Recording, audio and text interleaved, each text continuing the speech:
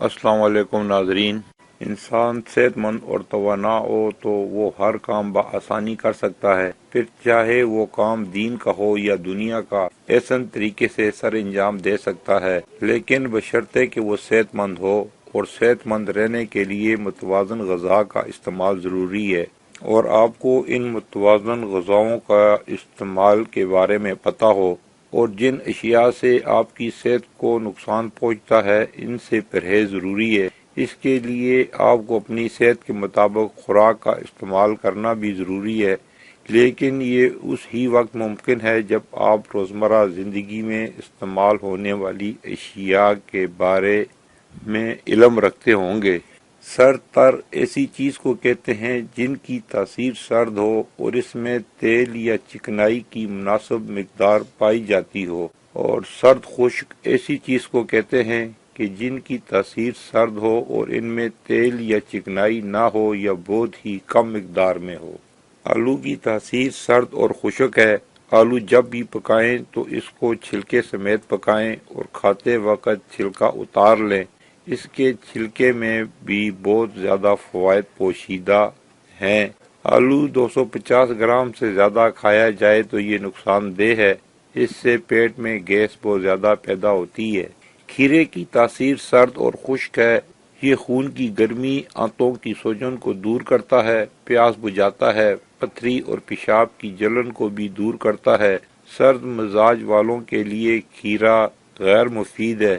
اس کو نمک لگا کر کھانے کے بعد کھائیں تو اندر کی گرمی کو دور کرتا ہے اور مزاج میں نرمی پیدا کرتا ہے۔ جگر کے لیے بہت مفید ہونے کے ساتھ ساتھ کھیرا قبض کشا بھی ہے۔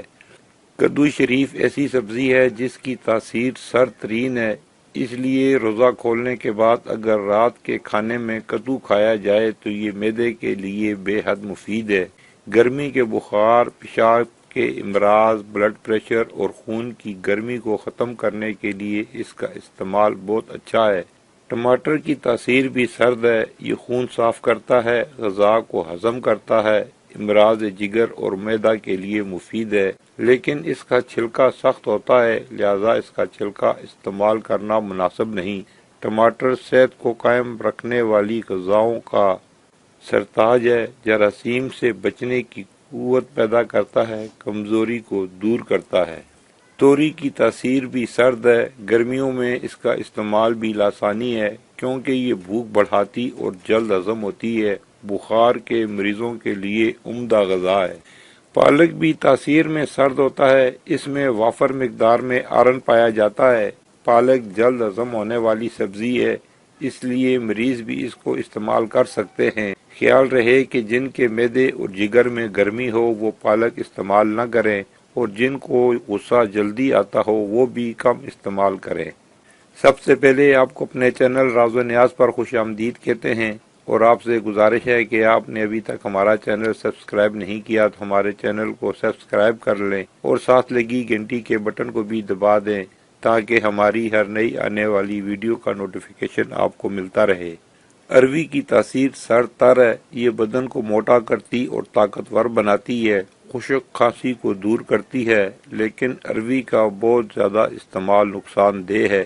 پیٹ میں گیس پیدا ہوتی ہے۔ یہ آلو کے مقابلے میں 1.5 گنا زیادہ مفید ہے، اس لیے آلو کی بجائے اروی کھانا زیادہ مفید ہے۔ واضح ہے کہ موسم گرما میں کھانا جتنا ہلکا ہوگا اتنا ہی معدے کو ہضم کرنے میں آسانی ہوگی۔ اور اب فروٹ۔ گرمیوں کی سوغات فالسے کی تاثیر سرد ترین ہے۔ یہ پیاس اور گرمی کو دور کرتا ہے۔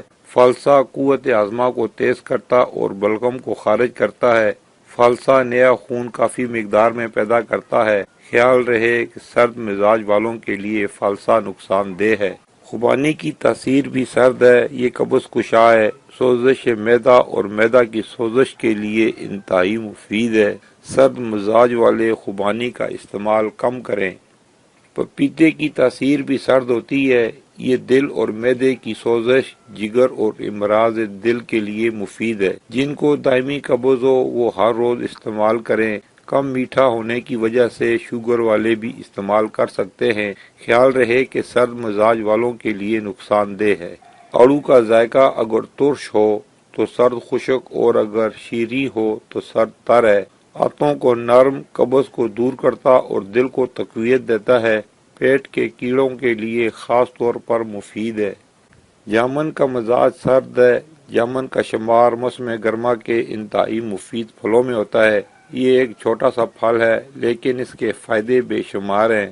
ذیابیطس کے مریضوں کے لیے جامن کا استعمال نہایت مفید ہے۔ جامن خون میں شوگر کی مقدار کو بڑھنے سے روکتا ہے۔ جامن کے پتے بھی ذیابیطس کے مریضوں کے لیے بے حد مفید ہیں۔ املی کی تاثیر سرد اور خشک ہے۔ یہ قے اور متلی کو روکنے کے لیے املی کا استعمال مفید ہے۔ املی کو پانی میں ڈال کر پانی پینے سے دل کی گرمی دور ہوتی ہے۔ یہ بے چینی کو دور کرتی ہے، طبیعت کو فرحت بخشتی ہے۔ خیال رہے کہ زیادہ کھانے سے دانت خراب ہونے کا اندیشہ ہے۔ تربوز کی تاثیر انتہائی سرد ہے۔ یہ جلد ہضم ہو جاتا ہے۔ اس کے بیج معدے میں موجود فاضل مادوں کو خارج کرتے ہیں۔ یہ دماغی گرمی کو دور کرتا ہے۔ تربوز جب بھی کھائیں ٹھنڈا کھائیں اور خالی پیٹ کھائیں، لیکن خیال رہے کہ سرد مزاج والوں کے لیے تربوز کھانا نقصان دہ ہے۔ تربوز کھانے کے بعد پانی پینا مناسب نہیں۔ خربوزے کی تاثیر سرد ہے۔ خربوزہ گرمی سے بچاتا ہے اور دل و دماغ کو تازگی بخشتا ہے۔ جس طرح تربوز کھانے سے پہلے کھانا مفید ہے، اسی طرح خربوزہ کھانے کے بعد کھانا مفید ہے۔ زیادہ فائدہ حاصل کرنے کے لیے خربوزے کو کاٹے بغیر برف میں رکھیں اور مناسب وقت کے بعد کاٹ کر کھائیں۔ کٹا ہوا خربوزہ برف میں رکھ کر کھانا مناسب نہیں۔ مزید ایسی معلوماتی اور دلچسپ ویڈیو کے لیے ہمارے چینل راز و نیاز کے ساتھ جڑے رہیں۔ ناظرین، یہ تھی ہماری آج کی ویڈیو سرد تر اور سرد خشک سبزیوں اور پھلوں کے فائدوں کے بارے میں۔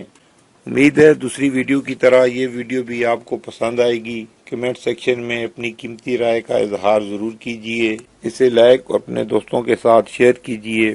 پھر ملیں گے اگلی ویڈیو میں کسی نئے موضوع کے ساتھ۔ جب تک دیجیے ہمیں اجازت۔ اللہ حافظ۔